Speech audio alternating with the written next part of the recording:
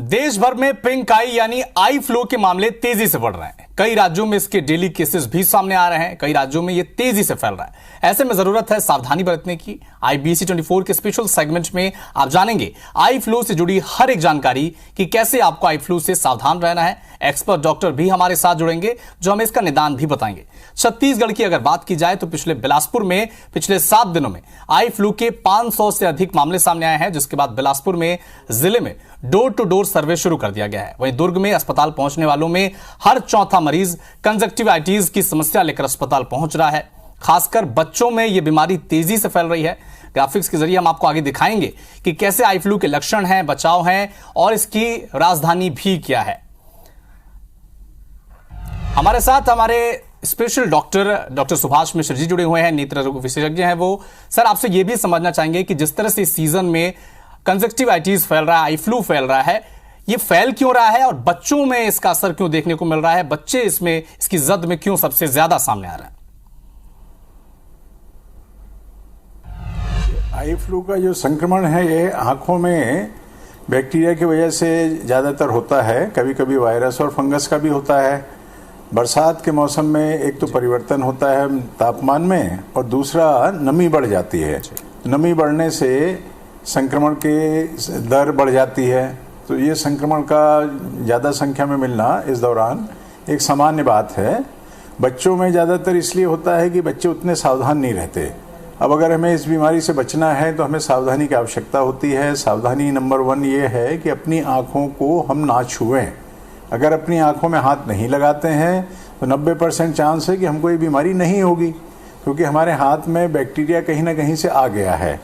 अब वो हमें दिखता नहीं है और वो हाथ मिलाने से फैलता है, गले मिलने से फैलता है। किसी मरीज की उपयोग की हुई रुमाल को, तौलिया को या अन्य चीज़ों को अगर दूसरे व्यक्ति इस्तेमाल करता है तो फैलता है। और बच्चे चूँकि इसमें उतने सावधान नहीं रहते हैं, वो इस वजह से बच्चों में ज़्यादा फैलता है। बच्चे घुल मिल के भी ज़्यादा रहते हैं, हाथ मिलाने की आदत भी उनकी रहती है। और इसी प्रकार से जो भीड़ भाड़ के स्थान हैं वहाँ भी ये संक्रमण ज़्यादा मिलता है, जैसे सिनेमा थिएटर में, बस स्टैंड में, रेलवे स्टेशन में, जो छात्रावास हैं जहाँ बच्चे रहते हैं साथ में, तो यहाँ पर ये संक्रमण इसीलिए फैलता है। तो ये संक्रमण जब हो जाता है तो लक्षण सिंपल, एक तो लाल आँख हो जाती है ना, जिसे हम लोग पिंक आई इसी कारण से कहते हैं। इसके अलावा आँख से कीचड़ आता है, आंसू आता है, आँख में चुभन होती है, दर्द होती है, कभी कभी सूजन भी आ जाती है। तो इसको एंटीबायोटिक दवा डालने से 3 दिन में ठीक हो जाता है। अपने आप भी अगर आँख को हम साफ पानी से छींटा डाल करके कीचड़ को साफ कर लें तो 3 दिन में भी ठीक हो सकता है। ये मान लो किसी कारण से संक्रमण का कॉम्प्लिकेशन हो जाए तो उसको 3 दिन में ठीक नहीं होगा। इस स्थिति में नेत्र विशेषज्ञ की सलाह लेना बहुत जरूरी है। जी सुभाष जी, एक चीज ये भी सामने आ रही है कि घर में 2-3 लोगों को अगर कंजक्टिवाइटिस हो गई है और एक व्यक्ति जाता है डॉक्टर के पास, वो मेडिसिन लेके आता है, ऐसा देखने को मिल रहा है कि परिवार के सभी लोग उसी मेडिसिन का इस्तेमाल कर रहे हैं। इससे क्या नुकसान हो सकता है, इसके बारे में भी हमारे दर्शकों को बताएं आप।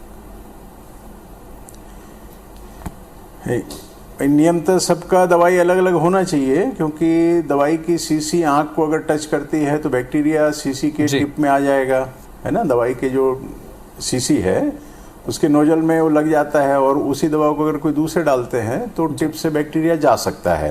क्योंकि ये देखा गया है कि अपन एंटीबायोटिक डालते हैं तो बैक्टीरिया तो खत्म हो जाते हैं, किंतु ये एक से दूसरे को फैलती है, दूसरे से तीसरे को फैलती है, तीसरे से चौथे से, और चौथे को फिर पहले व्यक्ति को फैला सकते हैं। तो ये एक घर में अगर जब तक कि ठीक नहीं होगा सभी का एक साथ, तब तक के वो संक्रमण हो सकता है ज़्यादा दिन तक उस घर में रह जाए।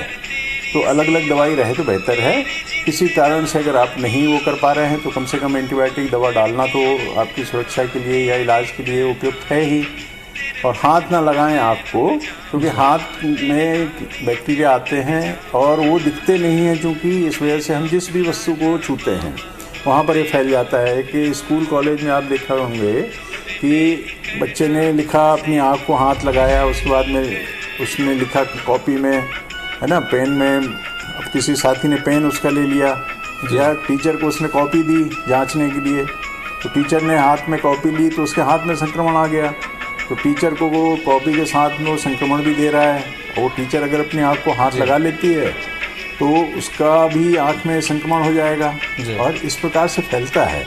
तो सावधानी हमको दोनों रखनी होंगी। जिसकी आँख नहीं आई है वो अपनी आँख को टच ना करे, और अगर आँख को खुजलाना हो, कोई उसमें आँख में कुछ अनइजीनेस लग रहा है, साफ सफाई और संपर्क का ध्यान रखना पड़ेगा सुभाष जी। लेकिन एक सवाल ये भी है कि अगर जिस तरह से ये सीजन है और ये बीमारी फैल रही है, क्या ऐसी कोई दवाई है या ऐसी कोई उपाय है कि होने से पहले इसे रोक दिया जाए?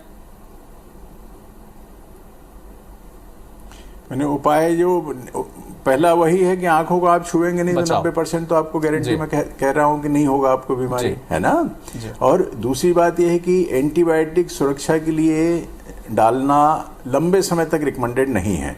अगर घर में किसी व्यक्ति को आंख आ गया है तो घर के अन्य सदस्य रात में एक बार वो दवाई को डाल लें। 1 सीसी इस्तेमाल कर सकते हैं, लेकिन 1 हफ्ते से ज़्यादा ना डालें। ज़्यादा समय तक एंटीबायोटिक डालने से उसकी साइड इफेक्ट्स और दूसरी चीज़ें उसमें आती हैं जो नुकसानदायक हो सकती हैं। दूसरा बात हमको ये ध्यान रखना होगा कि कॉम्प्लिकेशन के लक्षण क्या है। अगर किसी को 3 दिन के बाद भी आराम नहीं मिला या उसकी नज़र में कमी आ गई, अगर नज़र कम हो गई है तो समझना है कि वो घर में कोई इलाज नहीं होगा, कोई दवाई उसकी बिना डॉक्टर की सलाह के इस्तेमाल नहीं की जाएगी। तीसरी बात होती है कि रोशनी में आंख नहीं खुल पा रही है। आंख अगर हम खोल रहे हैं तो तकलीफ हो रही है, तो फोटोफोबिया या लाइट में देखने की क्षमता नहीं है, ऐसी स्थिति अपने कॉम्प्लिकेशन का इशारा करती है। उस समय हमको तुरंत दिखाना चाहिए। अन्यथा कभी कभी कॉर्निया में अल्सर हो जाता है। कॉर्निया में अल्सर हो जाने के बाद में जब वो ठीक होगा तो वहाँ कुछ ना कुछ सफ़ेदी अपना निशान छोड़ेगी, और अगर कहीं ये सफ़ेदी आंखों के बीचों बीच हो गया तो उस व्यक्ति की नज़र भी जा सकती है।